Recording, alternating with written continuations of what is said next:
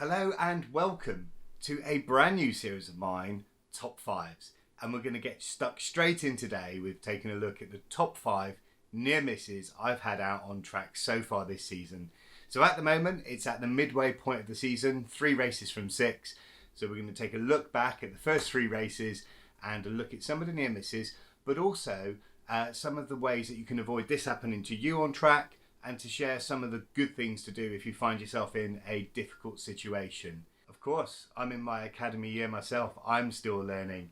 So please, experienced drivers, if you've got any hints, tips or suggestions, myself and the other viewers of this channel would love to hear from you.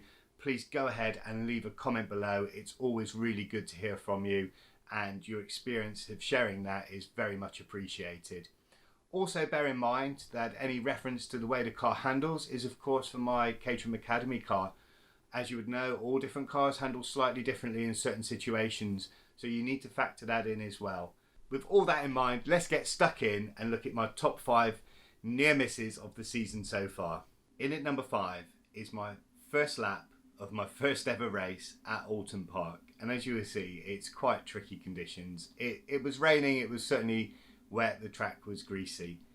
So as we come into the final corner of the first lap, Lodge, I can see one of the guys, Rich, has left the circuit off to the left, and Andy, I see, has now spun and has exited the circuit to the right. My eyes are completely on Andy at this point because his car is going to rotate and it's heading back towards the circuit. Andy is an incredible driver and he's done exactly the right thing. He's on the brakes and he managed to stop the car in time.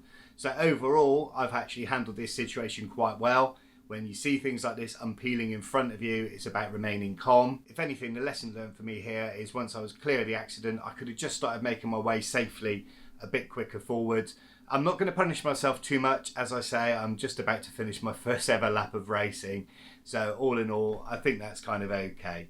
In at number 4 is Froxton. And here you'll see I've got a big tow from the car in front of me from Colin. So much so, I've decided to move over to the inside line of the kink and make an overtake. At the time, I felt squeezed. You should always leave a car width of track. However, would have this move really worked in the grand scheme of things? Shortly after the kink is the right-hand entry to the complex.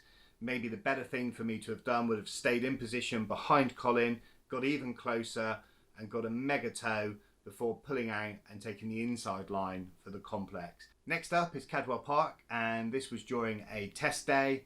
I've come through the first corner Coppice and then into Chris's, and to be fair, I've been struggling all day with getting a good quick line through Chris's, and I was trying some different things. However, this one clearly didn't work out.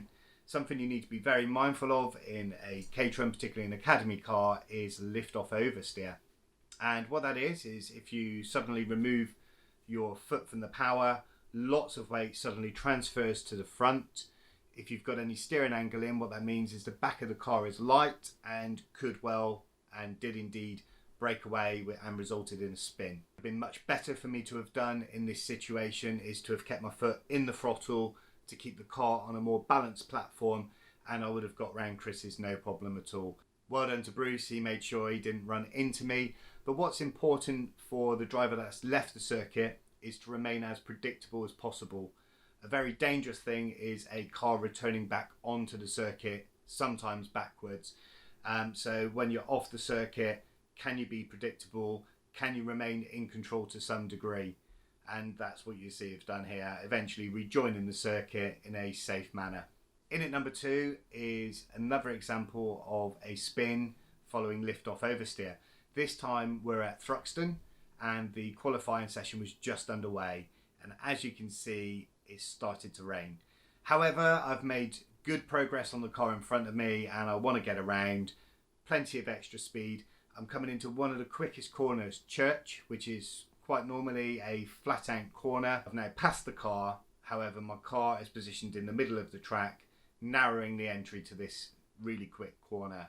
I'm also kind of aware that the track is going to be offering up much less grip due to the rain. And again, I've lifted off just enough for the weight to transfer to the front of the car and the back comes round. Now, what's important in this situation again is to remain predictable. So in this situation, I've hit the brakes, and the reason is when you hit the brakes hard and lock the wheels, the car is going to continue in the direction it was travelling. I know the marshal's post is out to the right, and I don't want to re-enter the circuit to the left. If I stay hard on the brakes, the car will continue to travel in that direction until such time I can bring it together in a predictable manner to make my way. And in at number one, the nearest miss I've had of the season so far is again myself and Colin, this time at the complex. Again, I've picked up a huge toe from Colin. You will see 110 miles an hour reading. That's 10 miles an hour faster than I would normally be travelling at this point on the circuit. I've come out offline to make the pass. However, because I'm carrying all that extra speed and I'm offline, as soon as I hit the brakes, it's just not worked. My braking point would have been that much further back. Offline, I've narrowed my entrance. All in all, this mistake resulted in a spin. Colin could see exactly what was happening here. So what he done, he moved his car over to the left and gave me enough space to finish my spin. Again, remaining predictable is important, and once I was all up together, it's about making sure you're going to re-enter that circuit with space and in a safe manner.